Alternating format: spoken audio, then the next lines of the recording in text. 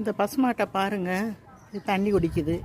காலங்காத்தால் நான் அரிசி கழுவுன தண்ணி, இட்லி பாத்திரம் கழுவுற தண்ணி, இந்த எதையுமே நான் வேஸ்ட் ஆக்குறதில்ல. வெளியே வீட்டுக்கு வெளியே கேட்டு இருக்குந்தா கேட்டு தெரியுதா? இதுதான் வீட்டு கேட்டு. கேட்டுக்குள்ளே கார் நிப்பாட்டி இருக்கோம். ஆனால் கேட்டுக்கு வெளியே எப்போவுமே இப்படி ஒரு பக்கெட்டை வச்சுருவேன்.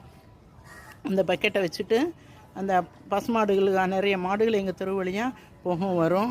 எதுவுமே வேஸ்ட் ஆக்கக்கூடாது. வேஸ்ட் ஆகாமல் அரிசி கழுவுன தண்ணி, நைட்டு சாப்பாடு மிச்சம் இருந்து அந்த சாதம் காலைல சாப்பிட முடியலைன்னா அந்த சாப்பாடு, மிஞ்சி போன இட்லி எல்லாத்தையும் இந்த பக்கெட்டில் நான் போட்டு வச்சுருவேன், ஊற்றி வச்சுருவேன்.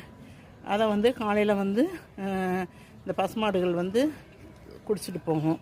அது ரொம்ப நல்லது நமக்கு. அதாவது வாயில்லா ஜீவன்களுக்கு நம்ம